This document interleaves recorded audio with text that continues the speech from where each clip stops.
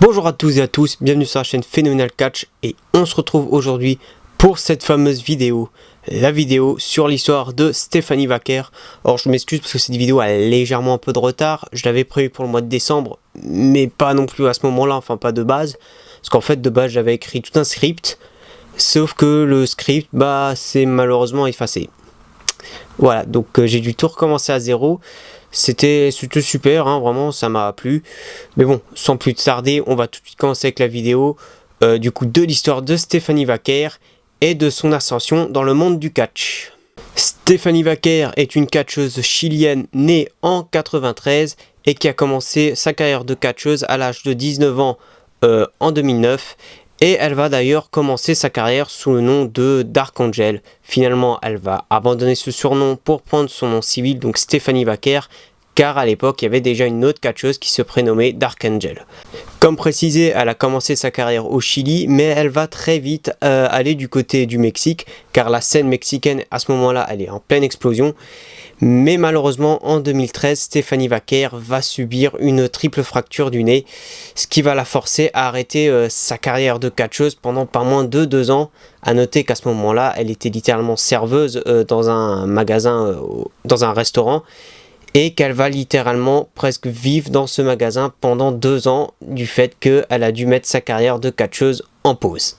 C'est finalement en 2015 qu'elle revient sur les rings et petite anecdote, elle va même passer un try-out du côté de la WWE, mais malheureusement ne sera pas retenue. Cependant, malgré ce refus de la WWE, c'est un petit peu près à ce moment-là que sa carrière va commencer à décoller, parce que c'est aussi en 2018 que Stephanie Vaquer va commencer à catcher du côté du Japon.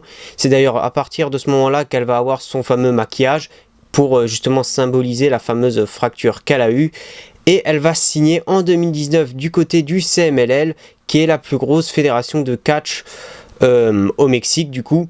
Cependant, à cause du Covid, ses débuts seront retardés jusqu'à fin 2020.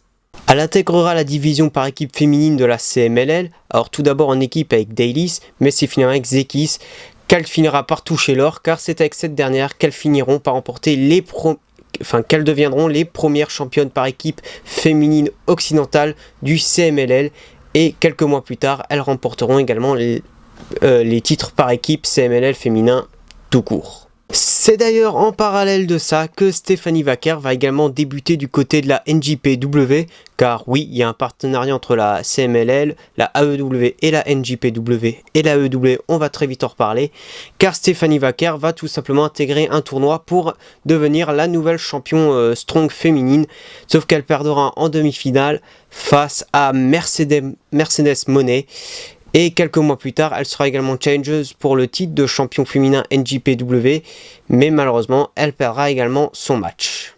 Cependant, le 29 septembre, du côté de la CMLL, Stephanie Vaquer va affronter la Catalina et va littéralement la battre pour devenir la nouvelle championne féminine du côté de CMLL. C'est littéralement le premier titre féminin, premier championnat mondial que Stephanie Vaquer va remporter dans sa carrière, car oui, ça ne sera pas le seul.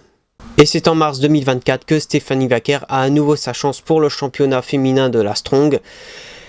La championne actuelle étant Julia, Stephanie Vaquer va donc avoir un match contre elle, et Stephanie Vaquer va s'imposer et devenir du coup championne féminine Strong. Et du coup, elle va littéralement posséder à ce moment-là 3 titres, le championnat par équipe féminin de la CMLL, le championnat féminin de la CMLL, et le championnat strong de la NJPW. À ce moment-là, Stephanie Vaquer devient une immense icône du catch féminin, alors que 2-3 ans auparavant, elle était littéralement inconnue, et là, elle est devenue littéralement un des visages du catch féminin hors WWE. Sauf que, comme dit plus tôt, il y a un partenariat bel et bien entre la CMLL et la NJPW, mais également la AEW, et qui se retrouve également dans le roster de la AEW, Mercedes Moné. Et à noter que pour le show collaboratif entre la AEW et la NJPW Forbidden Door, un match est annoncé entre Mercedes Moné et Stephanie Vaquer pour le championnat féminin Strong, sachant que du coup Stephanie Vaquer avait quelques mois auparavant affronté Mercedes Moné et Mercedes Moné l'avait battue. Les deux femmes rentrent à nouveau en rivalité. Stephanie Vaquer a même droit à un match lors de AEW Collision, mais finalement lors de leur match à Forbidden Door, Stephanie Vaquer perd le titre Strong au profit de Mercedes Moné. Et très vite, il est également annoncé que Stephanie Vaquer va laisser vacant le championnat par équipe CMLL ainsi que le championnat mondial féminin du CMLL, car Stephanie Vaquer va se diriger vers une autre compagnie. Car oui, c'est en fin d'année 2024 que Stephanie Vaquer signe du côté de la WWE et qu'elle fait ses débuts dans le show NXT, qui est du coup le show de développement de la WWE, où elle va venir en aide à Giulia, qui a également tout fraîchement signé du côté de WWE, et vont entrer en rivalité face à Roxanne Perez, qui est à ce moment-là la championne NXT, et Cora Jade.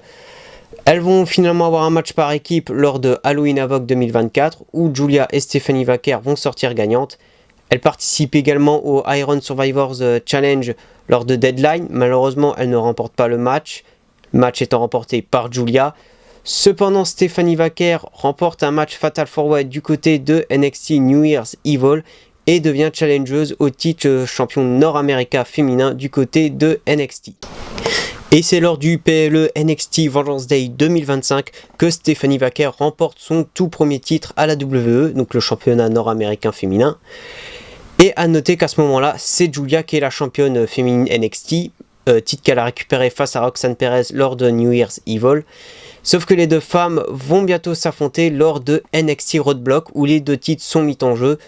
Et je vous invite à aller voir ce match. Je sais qu'il est disponible gratuitement sur YouTube. Et vraiment, c'est un super match entre Stephanie Vaquer et Giulia. Vraiment, ce match n'était pas cité dans les matchs féminins de l'année, alors qu'il l'aurait pu l'être. Non, vraiment, le match est super. Et c'est Stephanie Vaquer qui remporte le match et qui du coup devient la première catcheuse à être championne féminine NXT et championne nord-américain NXT. Alors que ça faisait genre quelques mois qu'elle avait fait ses débuts, elle a déjà remporté les deux titres principaux du côté de NXT, alors que quelques mois auparavant, elle était encore champion CMLL et NJPW. On va pas se mentir, ça force quand même un peu le respect. D'ailleurs, quelques semaines avant NXT Vengeance Day, il y avait eu le Royal Rumble où Stephanie Vaquer était entrée dans le Rumble match féminin. Je dis ça juste mais parce que j'étais vraiment trop content de la voir dans ce match. Je m'attendais vraiment pas à ce qu'elle soit dans le match. Et surtout qu'on va pas se mentir, niveau charisme, elle avait quand même bien volé la vedette pendant le match. Même si c'est vrai que sur le ring, elle n'a pas fait grand chose pendant le Rumble match. C'était juste un petit peu dommage.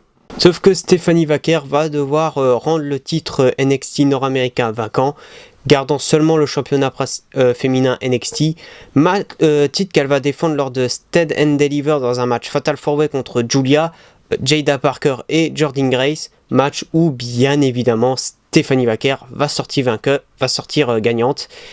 Et elle va également défendre le titre face à Jordynne Grace lors de NXT Battleground. Mais c'est seulement quelques semaines après NXT Battleground que Stephanie Vaquer va défendre le titre face à Jessie James. Et dans la surprise la plus totale, Jessie James va battre Stephanie Vaquer et va remporter le championnat féminin NXT. C'était un véritable choc parce que beaucoup de gens pensaient que Stephanie Vaquer allait conserver son titre au moins une bonne partie du reste de l'année. Au final non, Stephanie Vaquer sera finalement tout de suite transférée du côté du roster de Raw, donc dans le roster principal, où elle va également se qualifier pour le Money in the Bank Ladder match féminin, où elle va faire une assez belle prestation, en tout cas elle va bien se faire marquer, et quelques semaines plus tard, elle va participer au pay-per-view 100% féminin WWE Evolution, où elle va participer à la Battle Royale pour déterminer une future challengeuse, un des titres principaux féminins du côté de Clash in Paris, match que Stephanie Vaquer va remporter.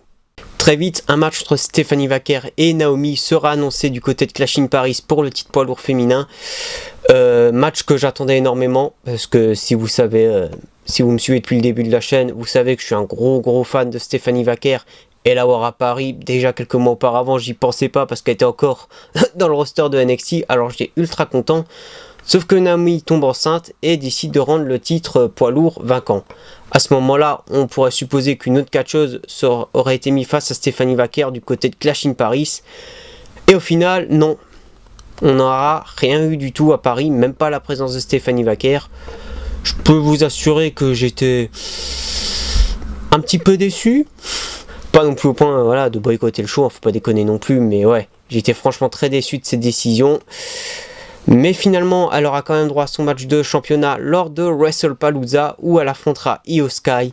Et autant je vous ai en plus fait de la pub pour le match face à Julia, mais Stephanie Vaquer, Io Sky du côté de WrestlePalooza, le match est fantastique. Vraiment, le match il est super. Et c'est au final Stephanie Vaquer qui va remporter le match ainsi que le titre poids lourd féminin. Très vite, Stephanie Vaquer va rentrer en rivalité face à Tiffany Stratton qui était la championne féminine du côté de SmackDown. Les deux vont finalement s'affronter lors de Crown Jewel en Australie pour le championnat féminin Crown Jewel. Enfin, le titre Crown Jewel, entre guillemets, si on considère ça vraiment comme un titre. Stephanie Vaquer va remporter le match, ce qui sera d'ailleurs la première défaite de Tiffany Stratton durant l'année 2025. Très vite, Tiffany Stratton va également rentrer en rivalité face à Roxanne Perez et Raquel Rodriguez. Elle va pendant un moment s'allier à Nikki Bella justement pour affronter Roxanne Perez et Raquel Rodriguez. Sauf que Nikki Bella va trahir Stephanie Vaquer, ce qui va amener un match entre les deux lors des Survivor Series War Games. Match qui était très bon, j'en avais parlé aussi sur la chaîne. Match sur le où Stephanie Vaquer va sortir gagnante, mais il semble que la rivalité entre les deux femmes ne soit pas finie pour l'instant. Et du coup, c'est tout pour l'histoire de Stephanie Vaquer. Déjà, vous savez, je pense que si vous suivez depuis le début de cette chaîne, je suis fan de Stephanie Vaquer, mais vraiment, je l'adore. Déjà parce que niveau charisme, je trouve qu'elle est une des catcheuses les plus charismatiques de l'histoire. Je crois qu'elle est au même niveau que Rhea Ripley. Je veux dire, Stephanie Vaquer et Rhea Ripley actuellement c'est les GOAT du côté WWE, même du côté du roster masculin, il n'y a personne qui leur arrive à la cheville. Et même sur le ring, elles sont juste... Stephanie Vaquer est juste géniale. Et vous savez que j'espère voir un jour un match entre Stephanie Vaquer et Rhea Ripley du côté de WrestleMania. Pour moi, c'est digne d'un main event. En plus, si c'est pour un titre... majeur, ce serait encore mieux. Mais en même temps, je trouve également le parcours de Stephanie Vaquer ultra chouette parce que elle avait plus de... Au moment où elle a commencé à exploser, elle avait plus de 10 ans déjà de carrière dans le catch. Je veux dire, elle a quand même commencé sa carrière au Chili où clairement la scène catchesque au Chili, c'est pas ça. Elle a une fracture du nez, enfin vraiment Stephanie Vaquer... plus de 10 ans de galère, un try-out qui n'a pas marché du côté de chez WWE. Elle avait beaucoup de trucs qui auraient pu la pousser à arrêter le catch. Et au final, non. En très peu de temps, elle est devenue le visage de la CMLL où elle a remporté le championnat principal.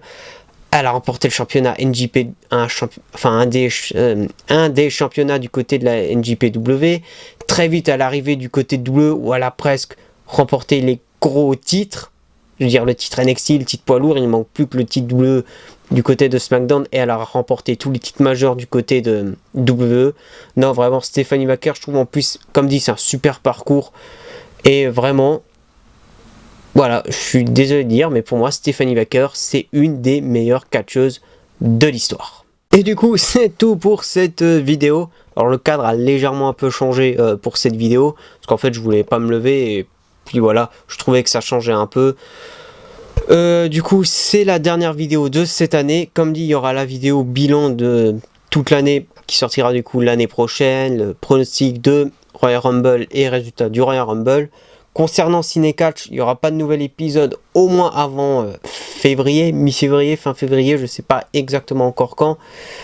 Mais en tout cas, il y aura du coup surtout la vidéo bilan où je vais également parler de l'avenir de la chaîne, des futurs projets. Et tout ce qui va en suivre. En attendant, si ça vous a plu, abonnez-vous, likez, commentez, partagez. Vous connaissez la chanson. Ciao!